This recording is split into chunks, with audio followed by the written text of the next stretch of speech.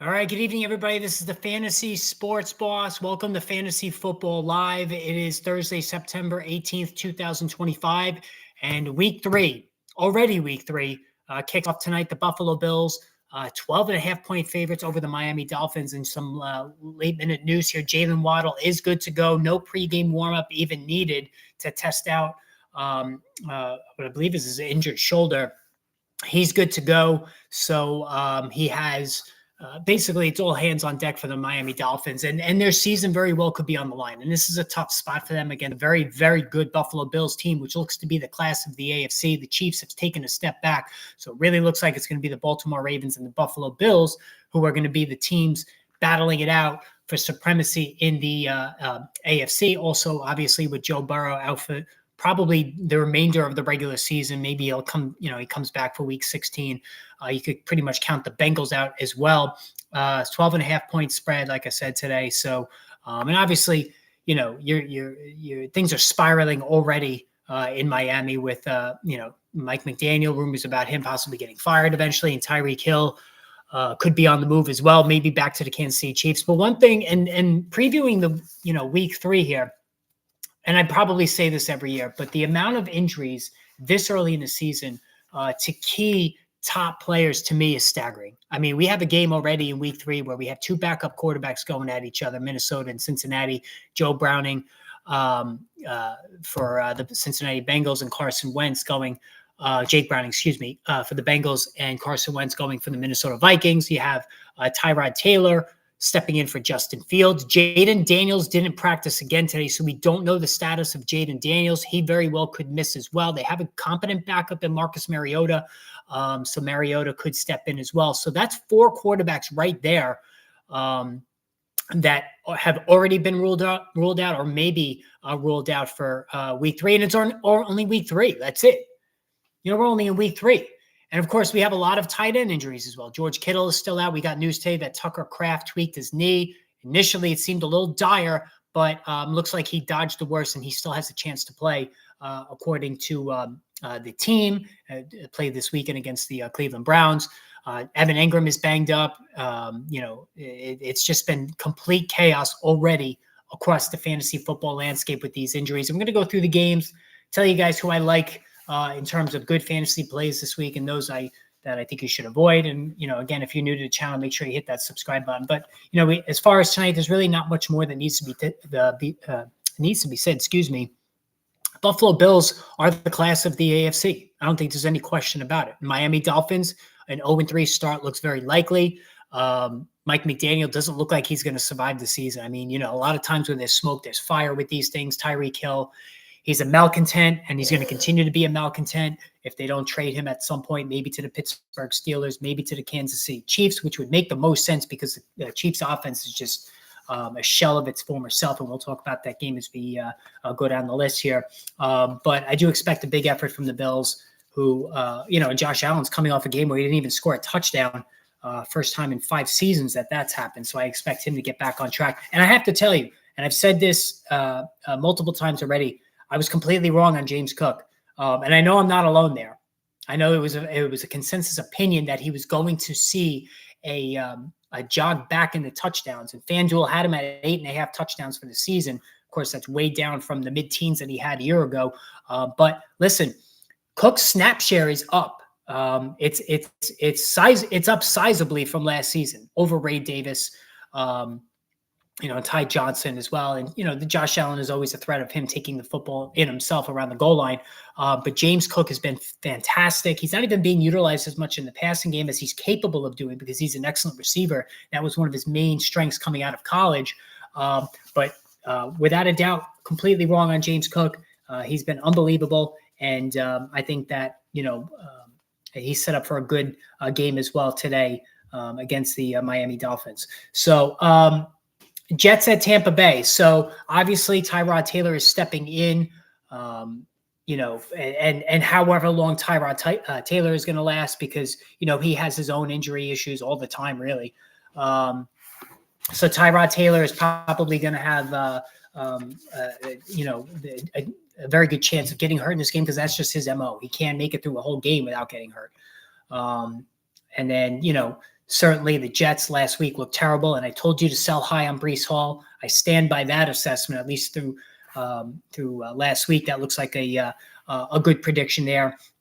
He's not going to get a lot of touchdowns. He's not even going to get as many receptions as he's capable of with two mobile quarterbacks there. Of course, mobile quarterbacks don't tend to throw to their running backs. So Breece Hall, to me, remains a sell high if you can get anything for him coming off a dud last week.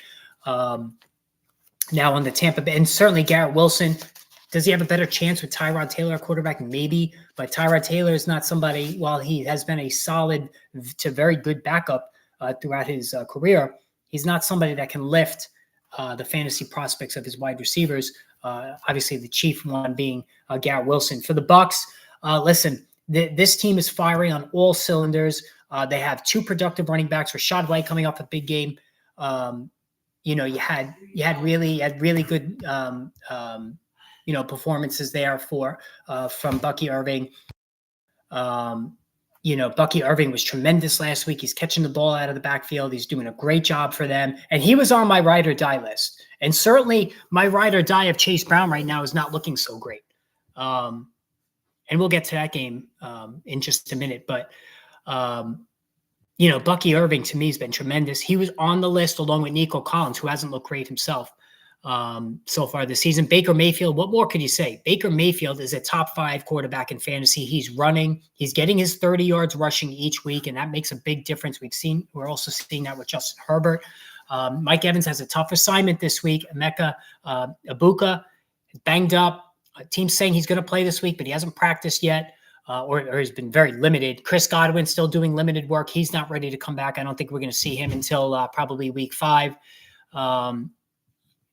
Cade Otton, if you're really desperate for a tight end, he could be worth looking at this week as well, because Mike Evans is probably going to have his hands full with Sauce Gardner there, and the Jets defense is allowing Gardner to follow the top receiver around the field, which he wasn't allowed to do the last couple of seasons there.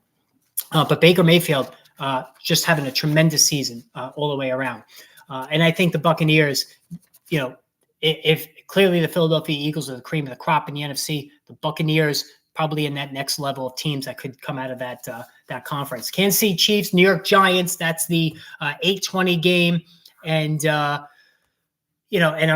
that game is next for me on the schedule because I'm in New York. I'm just going right down the line here. And as far as this game is concerned, listen, Russell Wilson, everybody should be quiet now about Russell Wilson. He clearly still has a game left to offer. He really unlocked Wan'Dale Robinson last week. Malik Neighbors was excellent. They're going to keep using him for however long. There's a faint playoff pulse for this team, which I don't think is going to last much longer. The schedule, the hardest in the league. It's the hardest schedule in the NFL in about 10 years. So I think that the Giants, you could use Russell Wilson in a super flex league. Obviously, you're playing Malik Neighbors. Wan'Dale Robinson is now a person of interest as a flex play because they're allowing him to go deeper down the field there. The running game is interesting to me. So Cam Scatterboo is still available in about 40% of leagues, 35% of leagues. He should be picked up. He looks like he's a starter now. Whatever Tyrone Tracy did to get himself in the doghouse, and he was questioning the play calling at the end of week 1's game there. He's only got 5 carries last week. Cam Scatterboo got the touchdown. I believe he got 11 carries. He can catch the football. So strike while he's available because Cam Scatterboo has the overall PPR friendly game to be a decent enough running back too the rest of the way. As far as the Chiefs, I mean, listen, there's a lot of problems here. Patrick Mahomes is leading the team in rushing. They're getting nothing out of Isaiah Pacheco and Kareem Hunt. I'd stay away from both of those guys. They're splitting carries almost right down the middle. Travis Kelce dropped the pass in the end zone last week. He looks like he's shot. Hollywood Brown came back to earth last week. They just need Rashee Rice to get back or make a trade for Tyreek Hill. Atlanta Falcons at the Carolina Panthers. And here's the thing about Bryce Young. He's coming off a big game, 300-plus yards, 3 passing scores. He has made it a conversation again with C.J. Stroud about who's the better quarterback coming out of that class. Of course, both as rookies, C.J. Stroud lit it up, had one of the best rookie seasons ever for a rookie quarterback. Bryce Young stunk up the joint. Midway through last season, C.J. Stroud wasn't great. Bryce Young was bad yet again. Second half of last season, Bryce Young, the light bulb seemed to go on. He was running the ball well. He was throwing it well, while C.J. Stroud took a big big negative turn. Pass protection was terrible, not getting a lot of help in the passing game. And now he has started off this season, talking about CJ Stroud, in very poor form. He's just not, he's inaccurate. He was terrible in week 2 against Tampa Bay. His reads are awful. Bryce Young, meanwhile, not a great week 1, but he looked good last week, and he's got T. McMillan as already one of the best wide receivers in the game. This guy is a stud. I don't think there's any question. And it also really shows you how Xavier Legette has struggled, because he's just not taking off with this team. But yeah, I'm very impressed right now from the rookie there, and Bryce Young coming off a good game, but he's got to show consistency. For Atlanta, Michael Penix not exactly lighting things up, and neither is Drake London. So Drake London banged up week 1, solid week 1, not so great week 2. Kyle Pitts, we're starting to see the Kyle Pitts from his rookie season. It seems like him and Penix are on a good wavelength there. Bijan Robinson. He's doing great there as well. So this game probably there's going to be points all over here. So you're going to be starting everybody here. Obviously, Chuba Hubbard. So that's going to be one of the higher scoring games of the week. Cincinnati, Minnesota, you have 2 backup quarterbacks. The NFL can't be thrilled about this. I do think, and I talked about in the video this morning about how I do think Carson Wentz can get the ball maybe more consistently to Justin Jefferson than J.J. McCarthy can at this point. And certainly Jordan Mason is the guy now with Aaron Jones on the IR for the next 4 weeks at least. And Jordan Mason is very capable of being a low-end running back 1 in standard leagues, high-end running back 2 in PPR leagues. He doesn't catch the ball much, although he has, he's caught a couple of passes so far this season now with Jones out. And Wentz does tend to throw to his running backs. I think that, he's looking at a really good outing here in this one. Cincinnati, T. Higgins, I am a little concerned about him with Jake Browning at quarterback, but obviously Jamar Chase, you're starting him everywhere. Green Bay at Cleveland. Listen, the Packers are one of the most impressive teams in the NFL so far. That defense is legit. Jordan Love is playing great. Josh Jacobs hasn't been great. He looks like he's been a step slow. He had a huge workload last year, and now he gets a Cleveland Browns defense that held Derrick Henry, to 2.5 fantasy points last week. All right, so Derrick Henry did virtually nothing last week, made him look really bad in a game that the Ravens kind of ran away, not literally ran away, but took off later in the game, made it a blowout. But Josh Jacobs might have a tough time this week. He's going to have to probably fall in the end zone to make it a worthwhile week. So I've been very disappointed in him so far. He looks to be a step slow. Tucker Kraft, does he play? He tweaked his knee. And of course, we can't have anything good in fantasy football. Tucker Kraft looked like the next coming of George Kittle. Got to see what's going on with the knee there. But if he does play, he's the number 1 target in this offense. Romeo Doubs, I think as well, would be the number 1 wide receiver target. So if he's available, I would pick him up. Quinshon Judkins already pushed Dylan Sampson aside. Sampson shouldn't even be played anywhere, even in PPR leagues. I think Judkins looked really good last week. Jerry Jeudy, not so good. I wouldn't play Jerry Jeudy anywhere. And I think we're about a week or so away from Joe Flacco getting benched for Dylan Gabriel. So, just to update you guys again, Jalen Waddle is officially active for tonight. But this Browns offense, Harold Fannon's been good as the rookie tight end. He's been solid. He's another tight end option if you need somebody. David Njoku, just so far pretty quiet, but I do still like him on the season there. But Cedric Tillman, he's been the best wide receiver on Cleveland. So I certainly would play him over Jerry Jeudy, who's been disappointing so far. Houston at Jacksonville, we talked about CJ Stroud and his struggles. Nico Collins, my God, he's been such a bust so far. I know he had the touchdown last week, 3 catches total. Not what you expected out of a guy. And again, this was a consensus feeling around the industry. Everybody loved Nico Collins coming into the season. What's not to love? The guy has been a stud, averaging almost 20 PPR fantasy points when he's been on the field the last couple of years. He has battled injuries, but this season he's been awful. You start to wonder whether CJ Stroud has lost his confidence. He's taken a lot of hits the last couple of years. The offensive line's been bad. They are going to get Christian Kirk back shortly. I don't think this week, maybe next week. If he could get a full practice in tomorrow, maybe he does return. That's going to help soften things up, I think, for Nico Collins. But, man, it's been bad so far. He's not alone. There's been a lot of top wide receivers so far, wide receiver ones who have really been bad. Jacksonville, Trevor Lawrence, 3 passing touchdowns last week. Impressive. but he's still turning the ball over a lot. His reads are just not there. We're getting to the point now where this could be who he is, just a high volatility passer, has all the talent in the world. He can run, but he's prone to those interceptions. Travis Hunter, I'm benching Travis Hunter. I have him in one league. I did play him the first 2 weeks. He's just not, last week it was more about playing defense, inconsistent usage so far. I'm benching him until we see him start to contribute again. Brian Thomas Jr. is banged up still. No indication that he's not going to play this week. So, Ladd McConkey, by the way, was a full participant. I know there was some questions about him. I did see something on Brian Thomas. I don't know. I didn't see it. If it comes across again, I'll let you guys know. But Jacksonville, and that's the other thing I wanted to mention with Jacksonville. Travis Etienne, what a gift, right? He's been unbelievable the first 2 weeks, but Vishal Tootin last week averaged almost 10 yards a touch. Like, he was unbelievable last week. You gotta, if he's available anywhere, pick him up, because there is an opportunity for him second half of the season to maybe move his way into at least half the carries from Travis Etienne. Travis Etienne, of course, has never been able to stay completely healthy. So that's something to keep an eye on there as well. Indianapolis at Jacksonville. Listen, Daniel Jones has been a top 5 fantasy quarterback this season.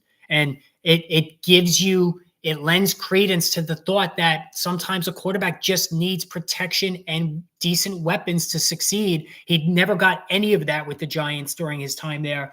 It was painful to watch, but also remember, he won a playoff game on the road in Minnesota and played well. He's been unbelievable. He's actually sniping touchdowns from Jonathan Taylor, who's played well himself. He's coming off a big game. It's all systems go. Tyler Warren has got a little bit of an issue with his toe. Another guy with a toe. I mean, that's just a tough injury, but he did practice in full today. He should be good to go. He looks like a star. You start Daniel Jones, even in single quarterback leagues. He's moving himself into every week territory in 12-team leagues. Tennessee, about the only player you're playing here is Calvin Ridley, and reluctantly. It's going to be a rough go for a while for Cam Ward. He just doesn't look like he's ready, but they're just going to let him, sink or swim. Get the reps in. Tony Pollard's doing the best he can with the 8-man fronts facing him, because they just don't respect the passing game. The Rams at Philadelphia, I'm really looking forward to this game. Probably the best game of the week.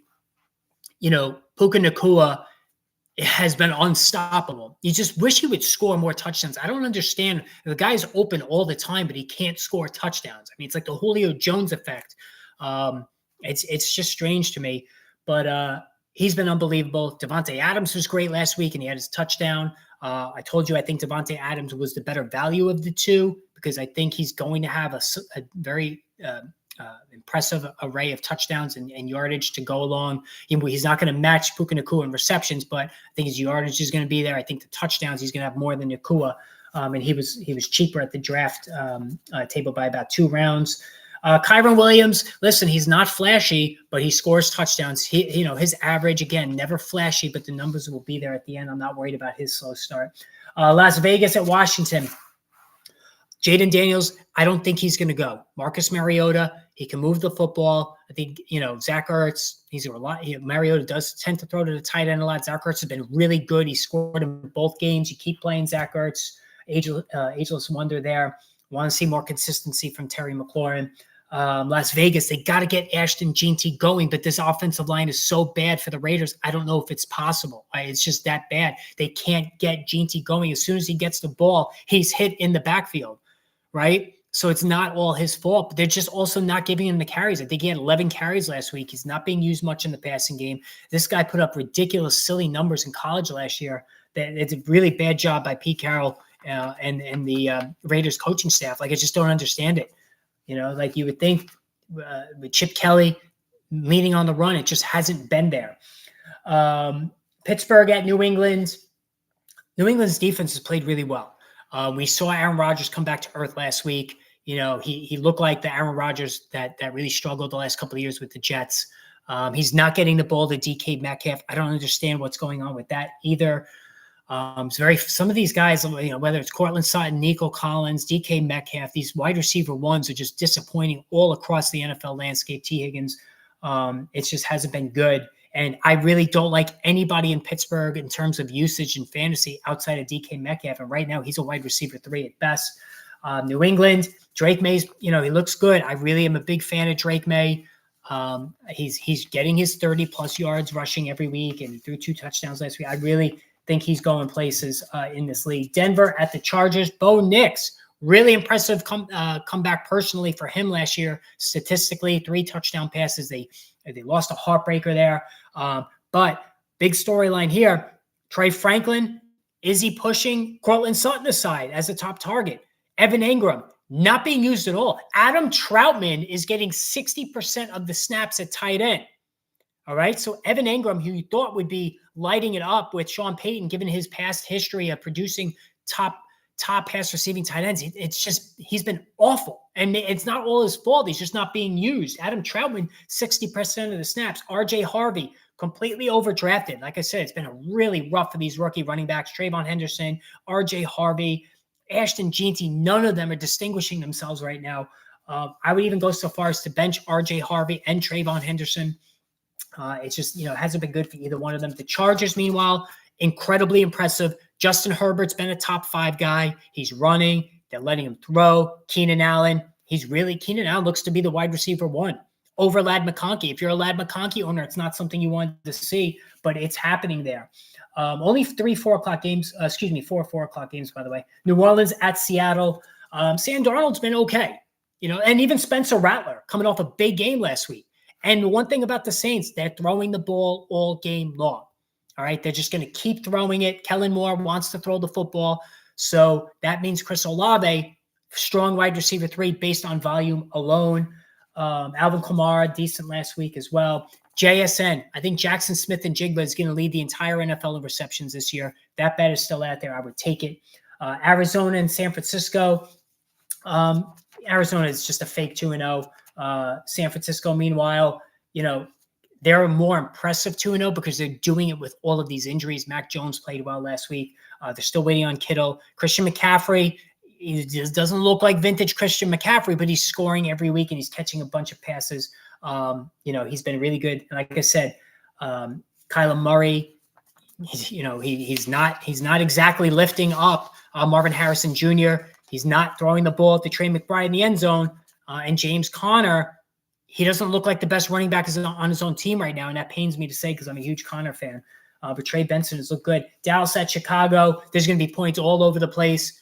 Dak Prescott and Caleb Williams, you start both of these guys. If you're a Joe Burrow owner, pick either one. I'd go Dak because he's probably less mistake prone than Caleb Williams. And Rome Odunze looks to be the number 1 receiver here.